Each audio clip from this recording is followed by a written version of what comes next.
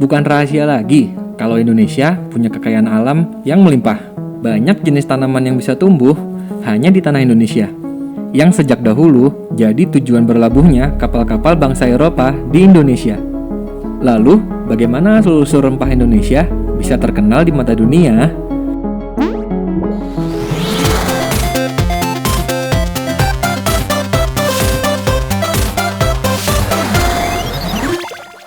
Zaman dahulu kala, jauh sebelum kamu lahir, atau bahkan nenek kamu lahir, manusia memakan makanannya dengan cara dibakar saja. Tidak ada bumbu-bumbu khusus yang ditambahkan, apalagi pakai micin. Hal itu membuat rasa makanan yang mereka makan jadi hambar dan hanya mengenyangkan saja. Selain itu, makanan yang dibuat tidak akan bertahan seharian, mengharuskan mereka untuk pergi berburu setiap hari. Sampai pada suatu hari, sepulang dari berburu, mereka membungkus daging hasil buruannya dengan daun rempah, yang secara tidak sengaja membuat rasa dan aroma daging menjadi berubah. Sejak saat itu, manusia kemudian mulai menemukan rempah-rempah lain dan mencoba meracik ramuan dari rempah-rempah yang ternyata tidak hanya memberi rasa pada makanan, tapi juga mengawetkan makanan, dan bisa juga menyembuhkan penyakit. Ketidaksengajaan inilah yang akhirnya membuat Indonesia dikenal di dunia atas rempah-rempahnya yang kaya khasiat. Masa iya bisa terkenal secara instan? Tentu nggak semudah itu. Zaman dulu belum ada Twitter Please Do Your Magic yang bisa bikin sesuatu mendadak viral. Awal mula penemuan rempah oleh bangsa Eropa dimulai pada zaman eksplorasi hebat. Penjelajah Eropa, Ferdinand Magellan, Vasco da Gama, dan Bartolomeu Dias menemukan jalur laut menuju sumber rempah-rempah ketika sedang melakukan perjalanan panjang. Christopher Columbus adalah orang pertama yang memulai pencarian rempah-rempah, tapi malah menemukan benua Amerika di tengah pencariannya.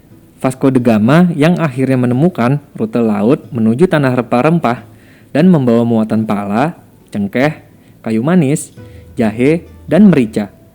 Indonesia tentu bukan satu-satunya bangsa yang memiliki rempah-rempah.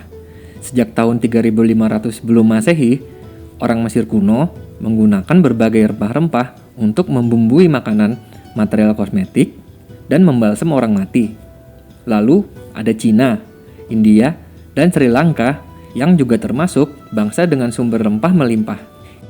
Indonesia yang dahulunya disebut Nusantara adalah negeri yang diberkahi rempah. Nusantara adalah rumah besar keanekaragaman hayati dunia. Sekitar 11% jenis tumbuhan dunia tumbuh di hutan hujan tropis Nusantara.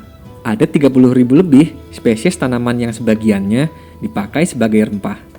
Contohnya, ada cengkeh, tanaman asli Pulau Ternate, tanaman pala yang asli dari Pulau Banda, dan beberapa rempah asal Sumatera seperti kemenyan, kayu manis, dan lada. Lalu, alasan apa yang membuat bangsa Eropa sangat menginginkan rempah Nusantara? Jauh sebelum bangsa Eropa datang ke Nusantara, ribuan tahun lalu, jalur rempah adalah rute nenek moyang kita untuk menjalin hubungan antar pulau, suku, dan bangsa. Dengan cara membawa rempah sebagai nilai untuk membangun persahabatan yang membentuk asimilasi budaya dan diplomasi di setiap persinggahan. Penutur bahasa Austronesia yang datang ke Nusantara sekitar 4.500 tahun yang lalu melakukan transaksi pertukaran rempah dan komoditas lain antar pulau di timur Indonesia, di mana budaya ini yang kemudian menjadi cikal bakal lahirnya budaya bahari yang melayarkan rempah ke Asia Selatan sampai Afrika Timur. Para pedagang dari Melayu, Arab, Persia, dan Tiongkok membeli rempah dari Nusantara. Kemudian dibawa dengan kapal ke Teluk Persia dan didistribusikan ke seluruh Eropa melalui Konstantinopel. Jika dikonversikan, saat ini harga rempah mencapai 600 kali lipat. Oh my god! Karena tergiur tingginya harga rempah di pasaran, pada abad 15 Masehi, bangsa-bangsa Eropa mulai mencari wilayah kepulauan penghasil rempah-rempah, sehingga mencapai wilayah Nusantara. Selain harganya yang mahal, rempah Nusantara juga dikenal memiliki banyak manfaat. Gak cuma menjadi penyedap rasa makanan, rempah-rempah juga dipercaya dapat dijadikan alat pengusir makhluk astral, menjadi medium dalam upacara memanggil leluhur, dan menyembuhkan penyakit. Karena khasiat dan kelangkaan nilai dari rempah yang begitu tinggi, gak heran para penjajah dari bangsa Eropa berlomba-lomba bahkan sampai berperang dalam memperebutkan rempah Nusantara. Rempah adalah saksi perkembangan dari pasang surut peradaban yang memiliki kaitan erat dengan perjalanan kekuasaan, politik, dan sosial budaya bangsa Indonesia. Karena begitu banyak rempah yang tumbuh di daerah Maluku, membuat bangsa Portugis dan Spanyol berusaha merebut kekuasaan di daerah itu. Bangsa Portugis dan bangsa Spanyol mulai memainkan peran mereka dan strategi dalam menguasai perdagangan rempah di Maluku maupun Nusantara. Padahal bangsa Eropa pada kala itu sudah lebih maju dari Nusantara. Tapi tetap saja rumput tetangga lebih menggoda. Kedatangan bangsa Portugis ternyata menarik perhatian Sultan Ternate, Abu Lais. Bangsa Portugis menawarkan untuk mendirikan benteng di Ternate dengan imbalan menjual sepenuhnya produksi cengkeh di Maluku. Hal ini juga menjadi awal mula periode kolonialisme di Indonesia. Kedatangan bangsa Eropa tidak hanya melakukan monopoli perdagangan, tapi juga ikut campur dalam permasalahan pemerintahan. Selain Portugis dan Spanyol, ada juga Inggris dan Belanda yang saling berebut menguasai jalur rempah di Maluku. Monopoli perdagangan memuncak, rempah pun berbuah petaka. Lalu, disinilah awal mula terbentuknya Serikat Dagang VOC. Dibentuk oleh Belanda 1602, bertujuan untuk memonopoli perdagangan rempah di Asia. Serikat Dagang VOC sukses menyingkirkan Portugis yang sebelumnya sudah membangun imperium perdagangan di Asia. VOC berdiri sejak masa penjajahan Belanda di Indonesia. Pada awalnya, Belanda datang ke Indonesia untuk berniaga, tapi pada akhirnya malah mendirikan VOC untuk mengambil keuntungan sebesar-besarnya dan menguasai kerajaan Indonesia pada saat itu. Tidak hanya itu, salah satu tujuan Belanda membentuk VOC adalah mengurangi persaingan antar pedagang Belanda agar mendapat keuntungan yang maksimal dan memperkokoh posisi Belanda di dunia internasional. Awalnya, pusat administrasi VOC berlokasi di Ambon, tapi karena ingin sepenuhnya menguasai Indonesia, jadilah kota Batavia sebagai pusat administrasi VOC.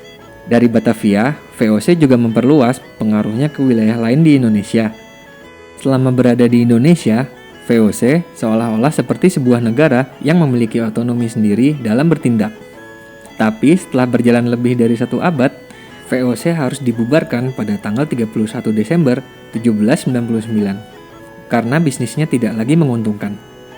Walaupun sudah bangkrut, dikutip dari Dutch Review, kekayaan VOC mencapai 78 juta gulden di abad ke-17 sampai 18. Jika dikonversikan dengan kurs sekarang, maka nilainya setara dengan 7,9 triliun dolar Amerika.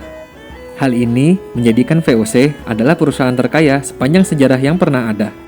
Pada masa sekarang, harga rempah-rempah saja bisa berharga jutaan rupiah di luar negeri. Apalagi dibandingkan dengan zaman saat rempah-rempah masih sulit. Bayangin, kalau Indonesia bisa memanfaatkan kekayaan rempah-rempah pada saat itu. Mungkin bisa kayak gini penampilannya sekarang. Sambil ngebayangin, coba kasih pendapat kamu, apa yang akan kamu lakukan kalau hidup pada zaman itu? Apakah akan merubah keadaan, atau malah memperburuk masa depan? Kasih tahu di kolom komentar ya. Kalau video ini sudah menjawab kekepoanmu, jangan lupa like, komen, dan subscribe, biar kamu nggak ketinggalan video-video terbaru dari channel ini. Thank you for watching.